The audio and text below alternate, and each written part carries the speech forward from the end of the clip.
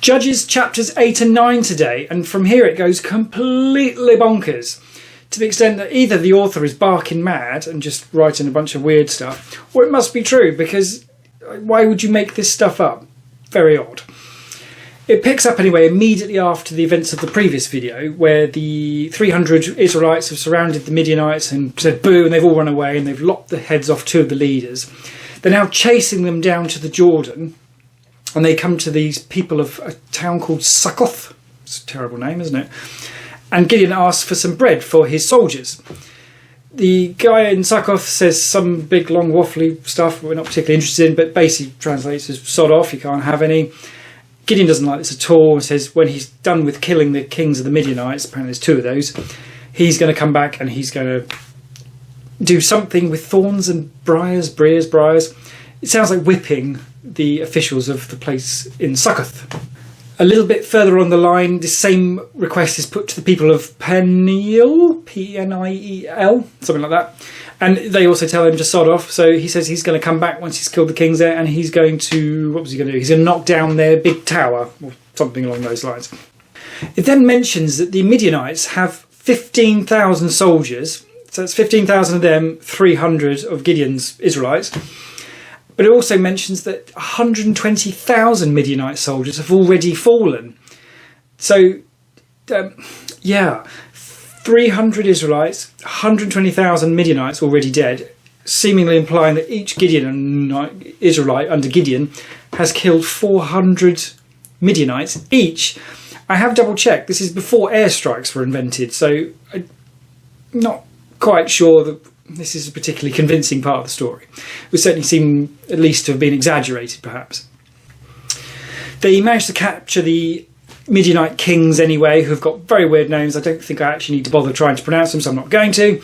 And then on their way back home, Gideon bumps into some chap from this Succoth place, questions him, and gets from him the names of the 77 officials of that town. 77, that's good going, isn't it? All off the top of that guy's head. Does make you realise that I think that maybe that is possible that he could know that. Back in the day, I used to remember phone numbers, and now I know two. One's mine and one's my mum's, but I only remember that because I was 16 once and used to need to get lifts home. Anyway, Gideon and his soldiers then go to Succoth and seemingly whip all these 77 officials there, and then they go and knock down this tower in Peniel. And it says kills all. It doesn't say kill all the men. It says kills the men of the city. I'm not sure if that means they go in there and kill everybody, or they just kill a few. But we're talking about over some bread here, so yeah, not ideal. Also very weird that I gather Gideon is held to be a saint by Orthodox Christians and Catholics.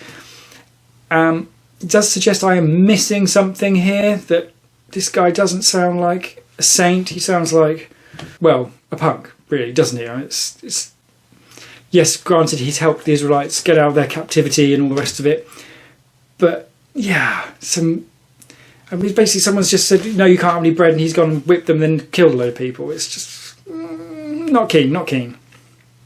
To add to that, they've captured the kings at this point, and Gideon decides that he's going to tell his son to kill them. But it turns out his son is a child, so this child does not think that's particularly appropriate or a good idea, so respectfully declines. So Gideon kills them.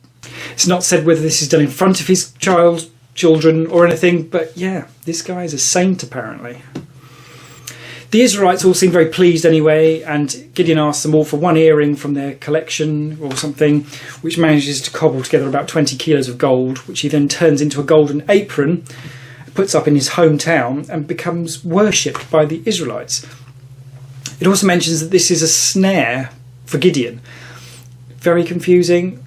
It's not, a snare is in trap, so obviously making something gold and hanging it up and Israelites worshipping it is not going to be a good thing. God is not going to like that.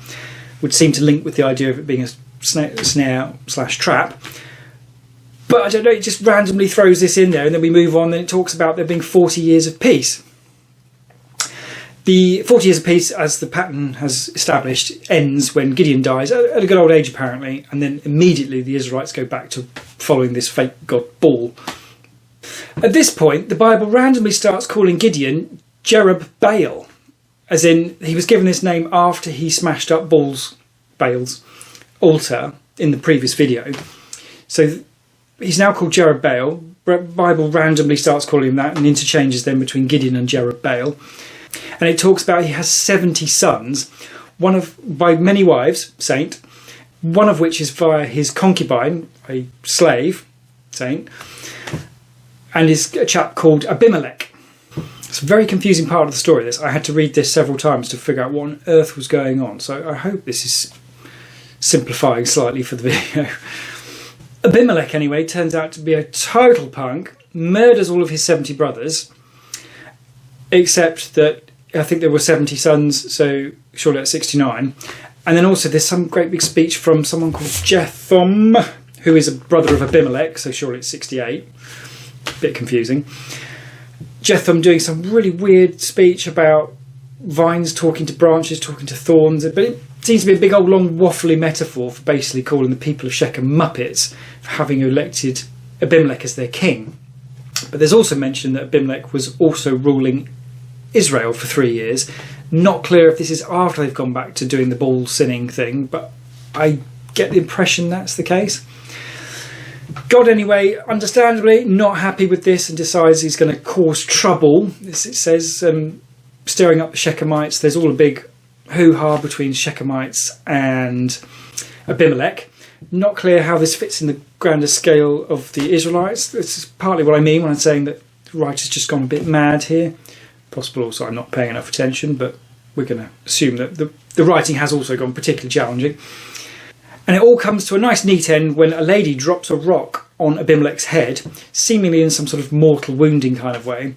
And Abimelek, so horrified by the idea that he's going to have been killed at the hands of a woman, gets one of his servants to come and stab him, so that's it, and he dies. I suppose on the upside at least, no one's trying to say that Abimelek was a saint. I don't think either that Abimelek was supposed to have been a judge, given that he was a king. So I assume the judge was Gideon, who did his job, it seems, if slightly in a Joshua style, maybe over-enjoyed it. But yeah, so completely bonkers, and I'm not quite sure what to do with that, to be perfectly honest. So I think we'll carry on and see if something useful emerges in the context of the bigger picture.